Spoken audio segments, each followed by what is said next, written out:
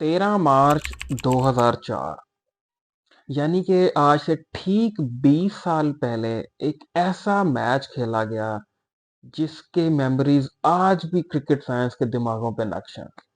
मैं बात कर रहा हूँ Pakistan versus India first ODI की, जो कि 13 मार्च 2004 को नेशनल स्टेडियम कराची में खेला गया।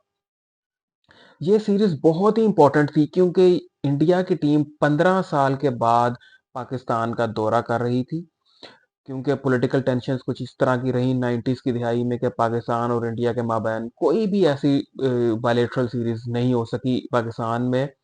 और 1989 में इससे पहले आखिरी टूर हुआ था इंडिया का पाकिस्तान में, जिसमें सचिन तेंदुलकर का डेब्यू भी हुआ था। उसके बाद से 1989 से लेकर 2004 तक कोई भी सीरीज पाकिस्तान में बायलैटरल इंडिया और पाकिस्तान के बीच में नहीं खेली गई। हाँ, पाकिस्तान ने इंडिया का दौरा बीच में जरूर किया था 90s में। 1990s में पाकिस्तान और इंडिया के बीच काफी न्यूट्रल वेन्यूज पे भी मैच हुए, जैसे इवन के टोरंटो में भी सहारा कप होता रहा, इसके बाद बांग्लादेश में भी मैचेस होते रहे, इसके बाद कुछ इंडिया में भी बायलैटरल सीरीज हुई, लेकिन पाकिस्तान में उनकी ये 15 साल के बाद पहली सीरीज थी। इसलिए ये सीरीज भी काफी अहमियत की हामिल थी। और इसके बाद कुछ और भी ऐसे अवामिल थे, जैसे कि पॉलिटिकल टेंशन्स कुछ कम हो चुकी हुई थी इंडिया और पाकिस्तान के बीच। कुछ ऐसे लग रहा था कि शायद जो बर्फ है वो पिघल रही है और हालात अब थोड़ा सा नॉर्मल हो रहे हैं। और ऐसे में ही सीरीज होती है इंडिया और पाकिस्तान की 5 ओडीआई मैचेस की और 3 टेस्ट मैचेस की, जिसका पहला मैच नेशनल स्टेडियम कराची में 13 मार्च 2004 को खेला जाता है। पाकिस्तान की तरफ से कैप्टनसी करते हुए इंजमामुल हक टॉस जीतते हैं और टॉस जीत के वो बॉलिंग करने का फैसला करते हैं। पाकिस्तान का पेस अटैक बहुत ही शानदार था। शोएब अख्तर, मोहम्मद शमी, अब्दुल रज़ाक, राना नवीदुल हसन और ये ऐसे बॉलर्स थे कि जो लग रहा था कि शायद इंडियन टीम को बहुत मुश्किल देंगे।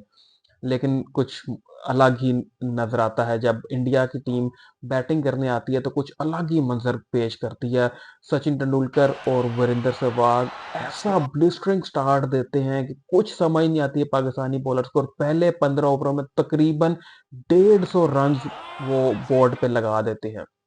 उस जमाने के लिहाज से 150 रन पहले 15 ओवरों में, याद रखिएगा उस वक्त पावर प्ले एक ही होता था पहले 15 ओवर्स का। उस वक्त ये बहुत ज्यादा स्कोर कंसिडर होता था।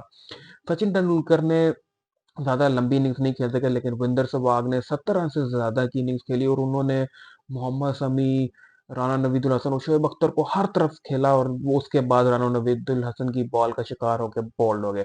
लेकिन कहानियां खत्म नहीं होती है। राहुल द्रविड़ यहाँ से इनिंग्स को लेके आगे चलते हैं सौरव गंगुली के साथ, और फिर राहुल द्रविड़ खूबसूरत इनिंग्स खेलते हैं और फिर 99 रन करके वो शोएब अख्तर का शिकार हो गए, बोल्ड हो जाते हैं, सेंचुरी कंप्लीट नहीं कर पाते। लेकिन इस सब के बावजूद भारत बहुत ही बड़ा टोटल 349 रन का बनाने में कामयाब हो जाता है। और याद रखिएगा उस जमाने में सिर्फ एक पावर प्ले होता था, और उस जमाने में 350 रन चेज करना कोई आसान काम नहीं था।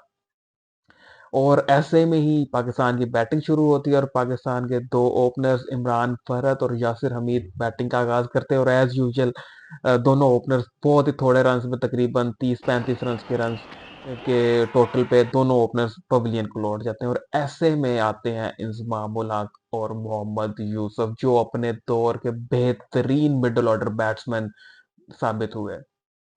ये दोनों बैट्समैन पाकिस्तान की कश्ती को सहारा देते हैं और एक पार्टनरशिप बिल्ड करनी शुरू करते हैं। और मोहम्मद यूसुफ ने उस दिन एक ऐसी इनिंग्स खेली थी कि शायद लोगों के दिमागों पे आज तक उनके दिमागों में नक्श है। मोहम्मद यूसुफ जो क्लासी बैट्समैन, जो ज्यादा कोशिश करते हैं ड्राइव्स मारने की, जो कि सिंगल्स डबल्स और चौके मारने पे ज्यादा फोकस करते हैं और पार्टनरशिप को लेके चलते हैं। लेकिन उस दिन उन्होंने कुछ ऐसी शॉट्स खेली जो अगर मैं आज भी देखूं तो मुझे समझ नहीं आती कि आज का भी कोई बैट्समैन उस तरह की शॉट्स खेल सकता है। जैसे मोहम्मद यूसुफ ने इनसाइड आउट मिड ऑफ के ऊपर से छक्के मारे उन्होंने, इसके बाद मिड ऑफ के ऊपर से उन्होंने छक्के मारे, और एक दो नहीं 4 छक्के उन्होंने वहां पे मिड ऑफ के ऊपर से इनसाइड आउट खेल के मारे थे, जो कि आज भी कोई बैट्समैन खेले तो वो इतना आसान नहीं होते, उन्होंने एक इनिंग्स में मारे। और ऐसे मोहम्मद यूसुफ आउट हो गए, लेकिन इंजमामुल हक लेके मैच को चलते रहे और इंजमामुल हक ने 122 रन की शानदार इनिंग्स खेली। इंजमामुल हक और यूनुस खान इनिंग्स को लेके फिर चल पड़ते हैं। इंजमामुल हक ऐसे में अपनी सेंचुरी मुकम्मल कर लेते हैं। बाद वो मुरली कार्तिक का शिकार हो जाते हैं। मुरली कार्तिक उस मैच में काफी अच्छी बॉलिंग करते हैं और वो बैट्समैनों को मुश्किल में पाकिस्तानी बैट्समैनों को मुश्किल में जरूर डालते हैं।